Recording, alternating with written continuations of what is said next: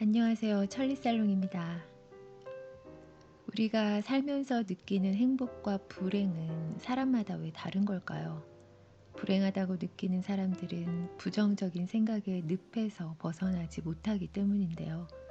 오늘은 부정적인 생각을 통제하는 방법에 대해서 이야기를 나누고 놀라운 해결책까지 알려드리겠습니다. 꼭 끝까지 들어보시고 바로 실천해 보시길 바랍니다. 오늘 소개해드릴 책은 이선 크로스의 챕터 당신 안의 회방꾼입니다. 저자 이선 크로스는 미시간 대학교 심리학과 교수이고 의식 통제 및 정서 조절 분야의 최고 전문가로 미시간 대학교 정서 및 자아 통제 연구소 소장으로 활동하고 있습니다. 그가 한 뉴스에 출연해서 뇌가 물리적 고통과 정신적 고통을 매우 유사하게 받아들여서 비통한 마음이 물리적 실체를 띈다는 걸 입증한 연구 내용을 발표했는데요. 그 후에 그 방송을 본 한 사람이 그의 연구에 어떤 부분에 불만을 가졌는지 분명하진 않지만 저자의 가족을 협박하는 협박 편지를 보냈고, 그날 이후 저자는 새벽 3시에 야구방망이를 두 손에 쥔 채 창밖을 내다보면서 그의 머릿속이 악령에게 시달리고 있는 상황으로 이야기가 시작이 됩니다. 자기 통제 분야의 최고 전문가임에도 불구하고 정작 본인은 새벽 3시에 창밖을 보면서 나와 가족을 위협하러 올 것 같은 사람을 계속 찾고 있는 행동을 하고 있었던 거예요. 저자는 이 경험을 통해서 책을 써야겠다는 결심을 하게 되었고, 이 에피소드에 대한 결론은 마지막에 말씀드리겠습니다. 우리가 경험하는 거의 모든 불행의 이유가 바로 부정적인 것을 경험하는 순간적 상황에서 느끼는 부정적 정서와 자아가 조절되지 않기 때문이죠. 그 과정에서 꼬리에 꼬리를 무는 부정적 생각을 만들어내는 내적 소리가 터줏대감처럼 행세하게 되는데요. 저자는 이것을 채터라고 이름을 붙였어요. 인간은 고민해야 할 것을 고민하는 것이 아니라 머릿속에 가장 고민이 잘 되는 것을 고민한다고 합니다. 그것이 중요해서가 아니라 고민이 끝이 안 나면 계속해서 가지를 치면서 지속되기 때문인 겁니다. 따라서 살면서 무언가 좋지 않은 작은 사건을 경험했을 때 마음, 즉 뇌 속에서 끊임없이 새끼치고 가지를 넓히려는 부정적인 채터와 싸우기 위해 결국 나 자신이 스스로 내 마음을 한 걸음 물러나서 봐야 한다는 거예요. 내면의 목소리라는 것은 이런 거죠. 전화번호를 외우려고 속으로 반복해서 되뇌이거나 말해야 하는 것을 상상하면서 어떤 대화를 전달한 적이 있다거나 어떤 문제를 해결할 방법을 혼잣말로 막 중얼거린 적이 있다면 내면의 목소리를 사용한 거예요. 그 내면의 목소리가 제대로 기능하더라도 우리에게 가장 필요한 때, 스트레스가 심화되고 위험이 고조되는 때, 최대한의 평온함이 요구되는 극한의 정서 상태에서는 내면의 목소리가 부정적인 채터로 변질되는 경우가 적지 않죠.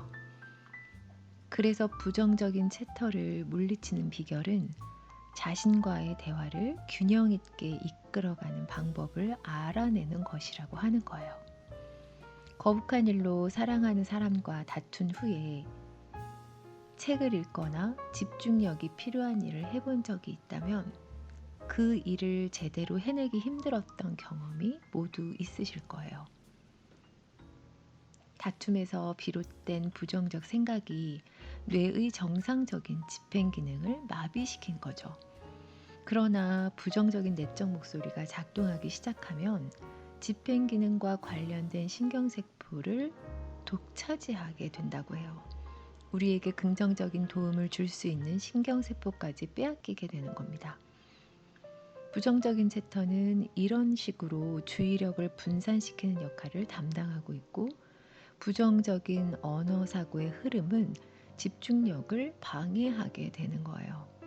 스트레스를 유발하는 주된 범위는 바로 부정적 언어의 흐름이라고 이야기하고 있습니다. 머릿속에 흘러다니는 말이 우리를 나락으로 떨어뜨릴 수도 있지만 의미 있는 성공의 길로 유도할 수도 있습니다. 그렇다면 지금부터 머릿속의 언어가 어떻게 표현되어야 긍정적인 길로 갈 수 있는지 딱 3가지만 알아보겠습니다.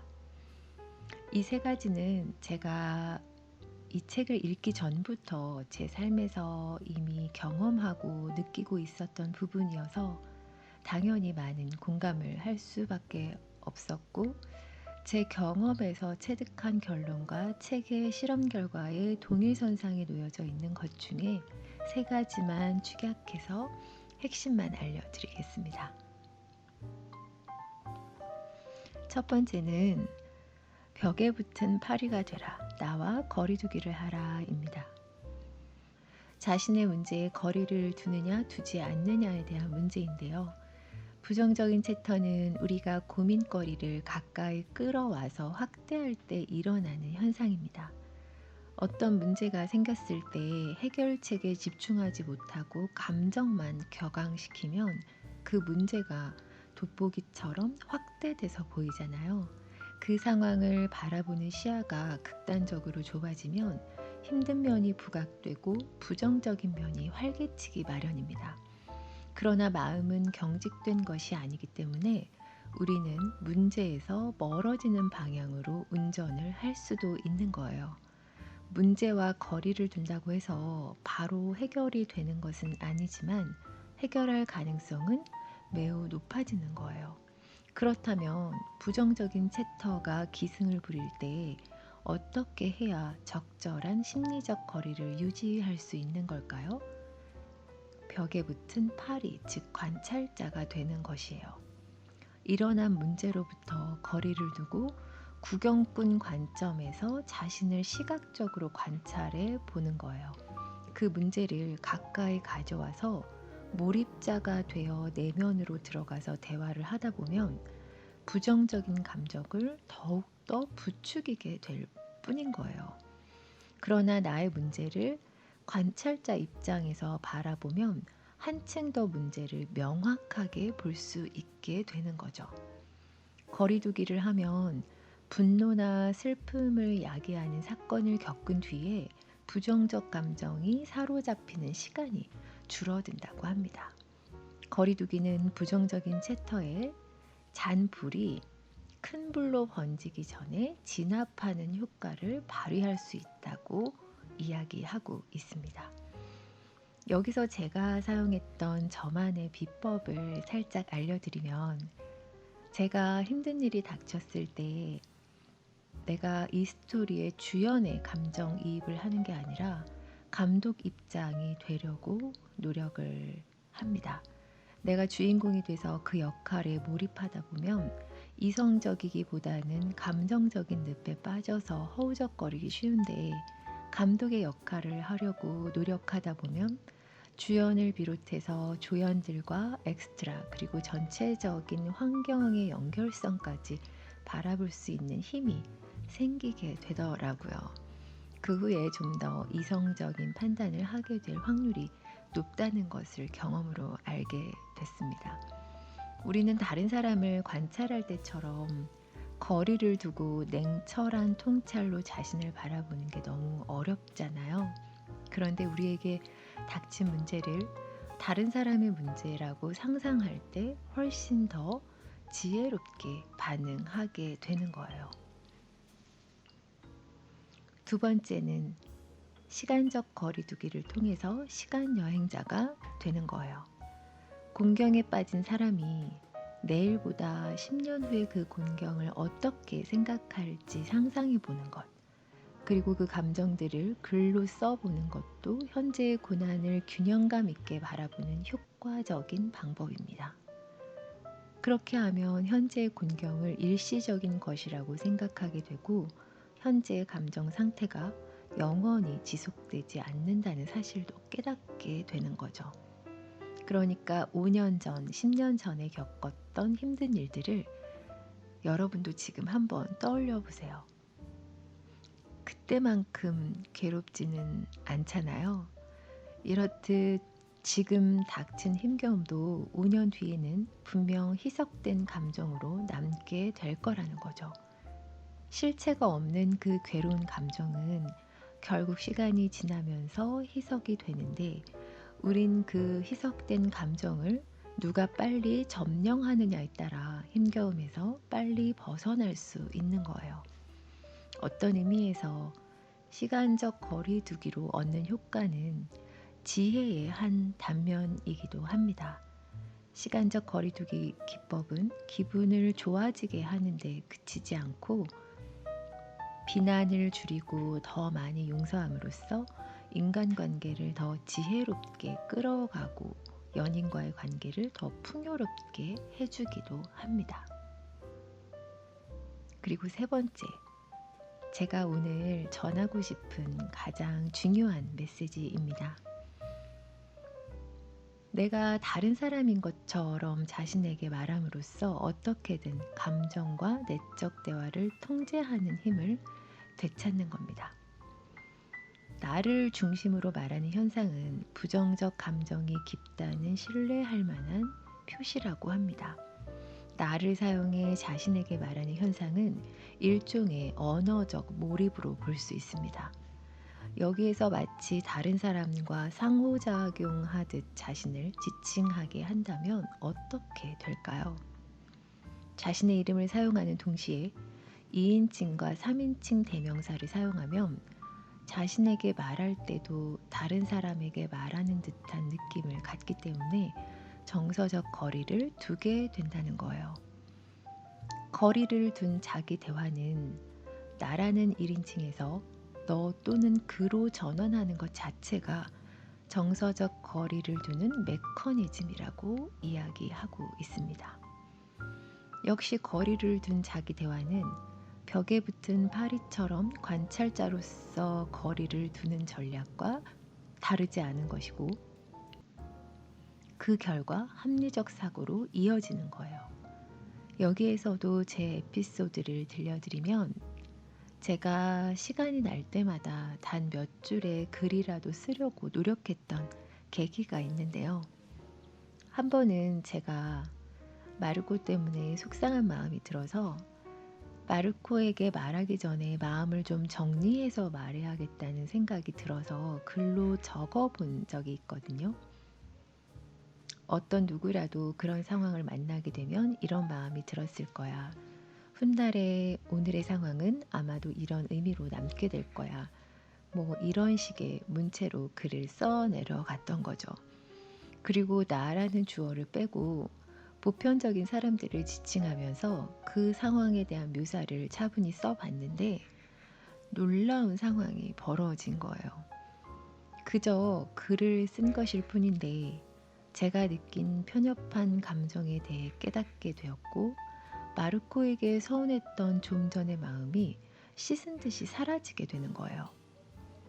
처음에 글을 쓰려고 했던 이유는 좀 더 마음을 정리정돈해서 이야기를 전달하려는 목적이었는데 나를 제3자적 입장에 놓고 글을 쓴과 동시에 상황을 냉철하게 바라보게 되고 내가 겪은 심리적 오류를 발견하게 되고 마르코가 전적으로 이해가 됐으며 마음의 치유까지 되더라고요.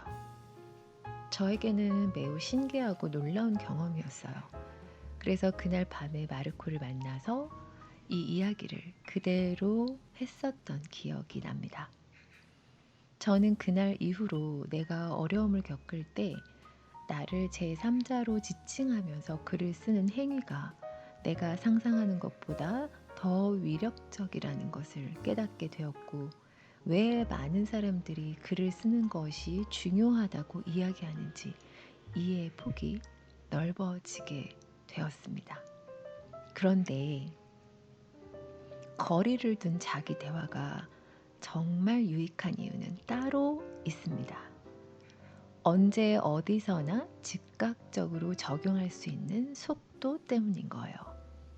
반드시 글로 적지 않아도 마음속으로 하는 대화만으로도 누구나 쉽게 사용할 수 있다는 점이 매우 매력적인 거예요.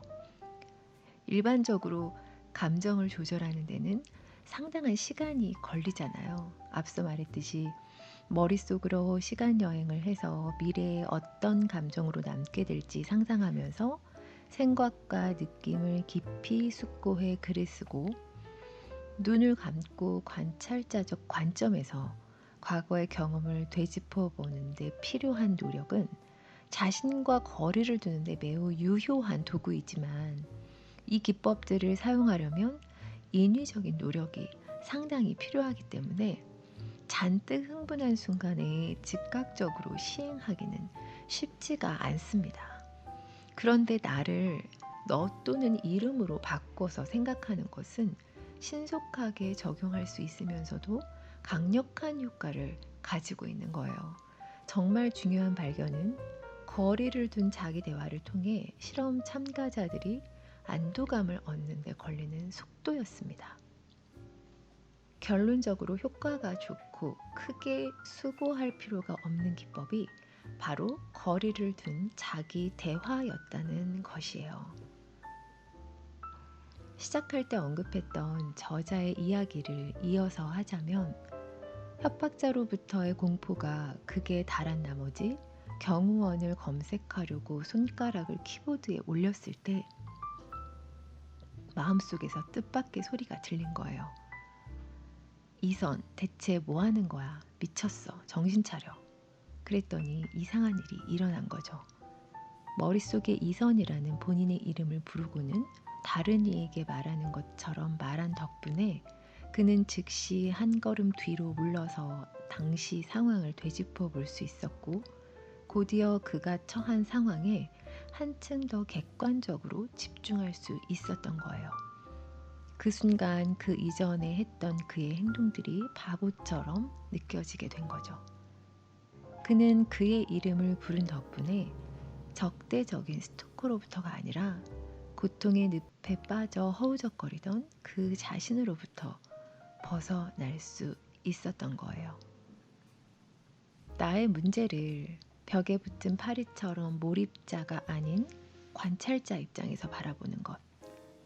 지금의 고난을 시간여행자가 돼서 미래의 오늘의 고통을 어떻게 느끼고 있을지 상상해 보는 것. 그리고 내면의 대화를 할 때 나라는 주체를 당신 또는 이름으로 바꿔서 제3자적 입장에서 내 문제에 대해 대화해 보는 것. 이렇게 세 가지로 압축해서 핵심만 알려드렸습니다. 오늘 여러분을 힘들게 했던 일들이 얼마나 많으셨나요? 얼마나 많은 스트레스를 받고 속상해하고 계신가요? 제가 직접 위로해 드릴 수는 없지만 오늘 말씀드린 방법을 바로 실천해 보시면 분명히 조금은 나아질 거라고 확신할 수 있습니다. 많은 문제들을 직면하고 계신 분들께 이 내용을 꼭 알려드리고 싶었습니다. 세상의 모든 나라는 이름이 담겨져 있는 곳에 여러분의 이름으로 다시 채워보시고 다시 거리를 둔 내적 대화를 지속하시면서 부정적인 챕터를 함께 물리치시길 진심으로 바랍니다. 오늘 이야기는 여기까지입니다. 오늘도 끝까지 들어주셔서 진심으로 감사드립니다. 지금까지 천리살롱이었습니다.